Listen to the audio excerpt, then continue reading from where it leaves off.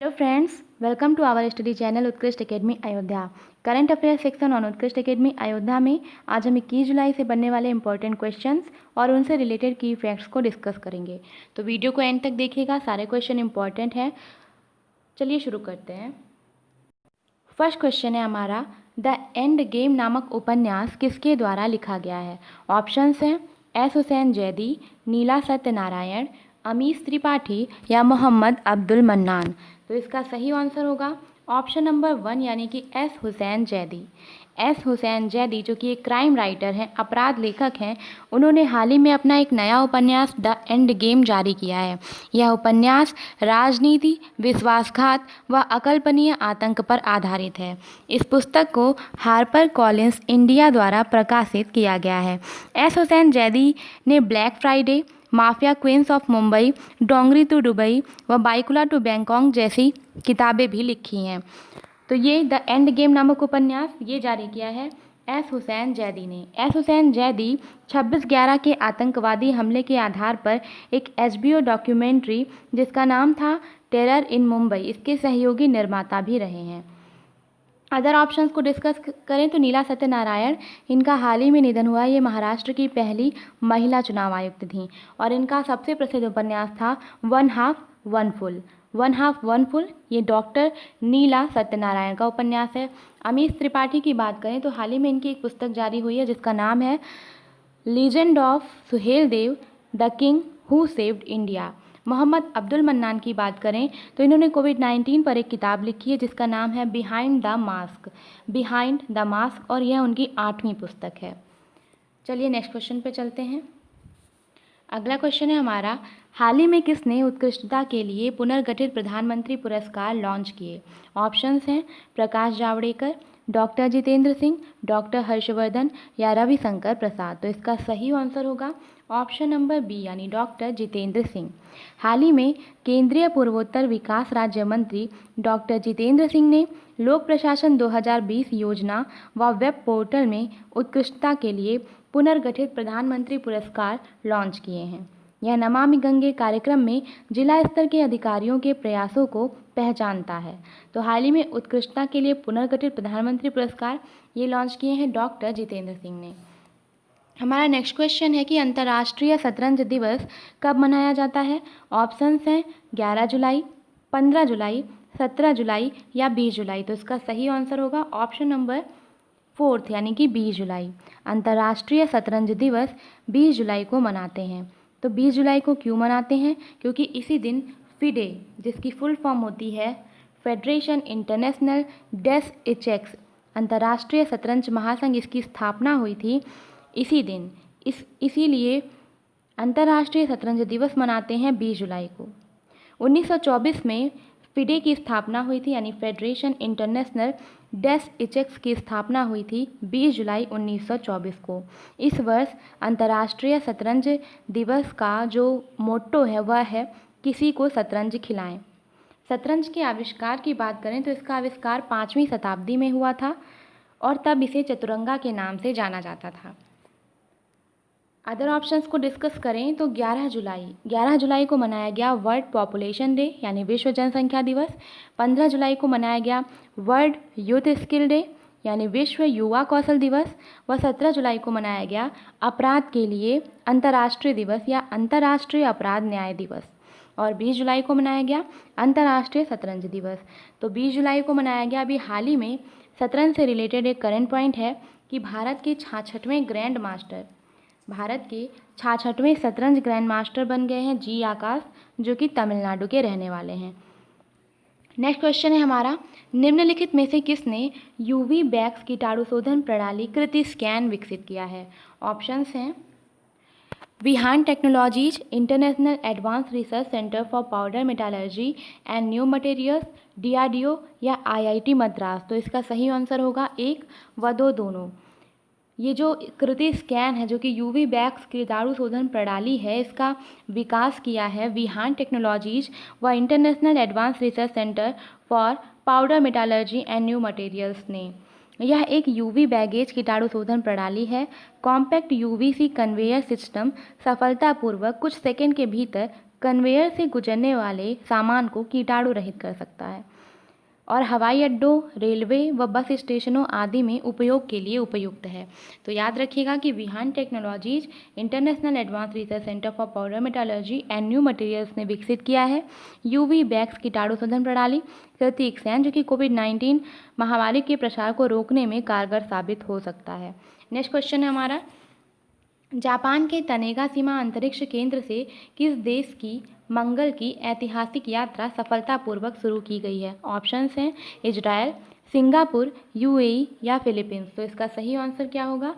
सही आंसर होगा option number 3 यानी कि यूएई, संयुक्त अरब अमीरात। यूएई की मंगल की ऐतिहासिक यात्रा जापान के तनेगा सीमा अंतरिक्ष केंद्र से सफलतापूर्वक शुरू की गई है। 20 जुलाई को होप प्रोब इसका नाम है, होप प्रोब ये इसका नाम है और इसने अंतरिक्ष केंद्र से सफलतापूर्वक उड़ान भरी है। H2A होप प्रोब को अंतरिक्ष में ले जाने वाले रॉकेट को जापान के तनेगा सीमा स्पेस सेंटर से लॉन्च किया गया था। यह अरब का दुनिया का पहला ग्रहों के बीच लैंडमार्क मिशन है। तो जापान के तनेगा सीमा अंतरिक्ष केंद्र से यूएई देश की मंगल की ऐतिहासिक यात्रा सफलतापूर्वक शुरू की गई। अदर ऑप्शंस को डिस्कस करें तो हाल ही में इजराइल का प्रधानमंत्री बनाया गया है बेंजामिन नेतन्याहू को। सिंगापुर की बात करें तो सिंगापुर गणराज्य में पेरियासामी कुमारन को उच्च आयुक्त नियुक्त किया गया है। यूएई की बात करें तो यूएई ने जापान के तनेगा सीमा अंतरिक्ष केंद्र से मंगल की ऐतिहासिक यात्रा सफलतापूर्वक शुरू की है। बात करें फिलीपींस की तो हाल ही में फिलीपींस में शंभू एस कुमारन को भारत का राजदूत नियुक्त किया गया है।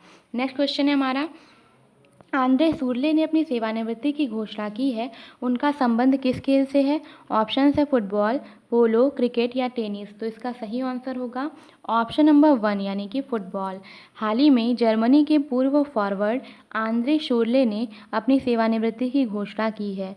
लुडविग साफेन के एक निवासी आंद्रे शूरले ब्राज़ील में 2014 के विश्व कप विजेता पक्ष के सदस्य थे। अपने एक प्रीमियर लीग सीजन में उन्होंने 30 प्रदर्शनी में 8 गोल किए, जिसमें फुलहम के खिलाफ हैट्रिक दर्ज करना भी शामिल था। तो हाँ, आंद्रे शूरले ने अपनी सेवानिवृत्ति की घोषणा की है। उनका संबंध किस खेल से है? तो उनका संबंध है फुटबॉल से। अभी हाल ही में ऑस्ट्रेलिया के भी एक क्रिकेटर ने संन्यास की घोषणा की थी, जिनका नाम था माइल जडनिक। तो माइल जडनिक ये कहाँ के रहने वाले हैं? ये हैं ऑस्ट्रेलिया के रहने वाले फुटबॉलर थे और इन्होंने भी हाल ही में संन्यास की घोषणा की है। नेक्स्ट क्वेश्चन है हमारा, हाल ही में एक्सेंचर एप्लाइड इंटेलिजेंस का वैश्विक लीड किसे बनाया गया है? ऑप्शंस हैं संजीव बोहरा, श्याम श्रीनिवासन, पराग चिटनिस या अश्विनी तिवारी। तो हाल ही में एक्सेंचर एप्लाइड इंटेलिजेंस का वैश्विक लीड बनाया गया है संजीव बोहरा को। सही आंसर होगा संजीव बोहरा को। एक्सेंचर एप्लाइड इंटेलिजेंस व्यवसाय ग्राहकों को डेटा, एआई, एनालिटिक्स व ऑटोमेशन को ईंधन के व्यापार परिवर्तन का उपयोग करने में मदद करता है। तो हाल ही में एक्सेंचर एप्लाइड इंटेलिजेंस का वैश्विक लीड बनाया गया संजीव बोहरा को। अदर ऑप्शंस को डिस्कस करें तो हाल ही में श्याम श्रीनिवासन, इन्हें बनाया गया है फेडरल बैंक का एमडी व सीईओ बनाया गया है।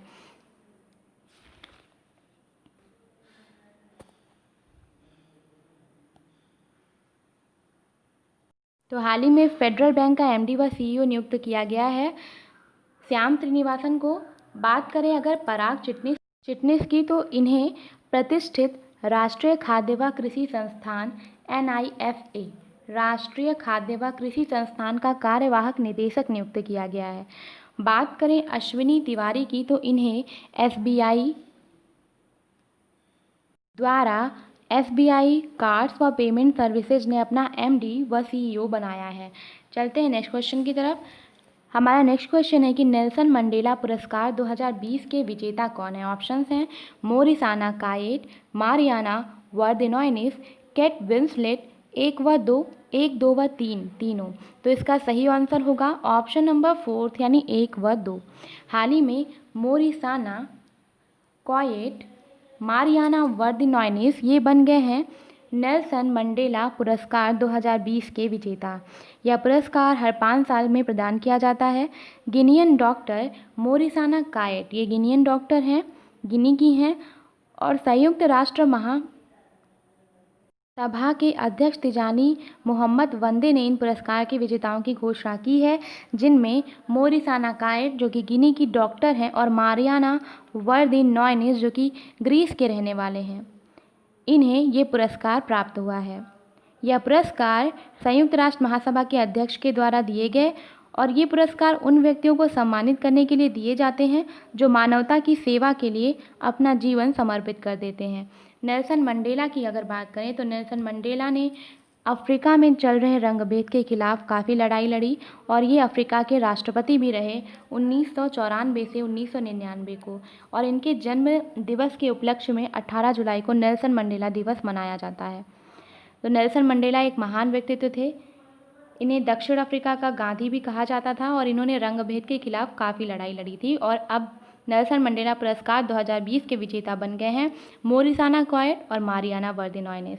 नेक्स्ट क्वेश्चन है हमारा, हाल ही में नवीन रोजगार छतरी योजना किसने शुरू की है? तो ये योजना शुरू की है उत्तर प्रदेश ने। ऑप्शंस थे उत्तर प्रदेश, मध्य प्रदेश, महाराष्ट्र और उत्तराखंड। तो इन चारों में से सही आंसर आपका होगा उत्तर प्रदेश। हाल ही में नवीन रोजगार छतरी योजना उत्तर प्रदेश सरकार ने शुरू की है। यह योजना अनुसूचित जातियों के सर्वांगीण विकास के लिए शुरू की गई है। अदर ऑप्शंस को डिस्कस करें तो अभी हाल ही में मध्य प्रदेश सरकार ने रोको टोको अभियान शुरू किया था, जिसके तहत सार्वजनिक स्थानों पर मास्क न पहनने वाले लोगों को मास्क प्रदान किए जा रहे थे और उनसे 20 रुपये प्रति मास्क लिए जा रहे थे। महाराष्ट्र की बात करें तो अभी महाराष्ट्र में महारोजगार पोर्टल लॉन्च किया गया था युवाओं को जॉब्स के अवसर प्रदान करने के लिए। उत्तराखंड की बात करें तो होप पोर्टल लॉन्च किया गया था उत्तराखंड में भी। Helping out people everywhere hope की फुल फॉर्म थी और यह प्रशिक्षित युवाओं को रोजगार के अवसर प्रदान करने के लिए शुरू किया गया था। और हाल ही में नवीन रोजगार छतरी योजना, ये योजना शुरू की है उत्तर प्रदेश ने। उत्तर प्रदेश के मुख्यमंत्री योगी आदित्यनाथ जी हैं, वह यहाँ की राज्यपाल हैं आनंदीबेन पटेल। उत्तर प्रदेश में स्थित एकमात्र नेशनल पार्क है Dudhwa national park. Next question है हमारा, हाल ही में हंगरी ग्रांड प्री 2020 किसने जीता? ऑप्शंस हैं मैक्स वेस्टापेन, वाल्टेरी बोटास या लुइस हैमिल्टन। तो इसका सही आंसर होगा लुइस हैमिल्टन, ऑप्शन नंबर 3 यानी लुइस हैमिल्टन। हाल ही में हंगरी ग्रांड प्री 2020 जीता है लुइस हैमिल्टन ने। इसमें दूसरे स्थान पर रहे हैं मैक्स वेस्टापेन और तीसरे स्थान पर रहे हैं वाल्टेरी बोटास।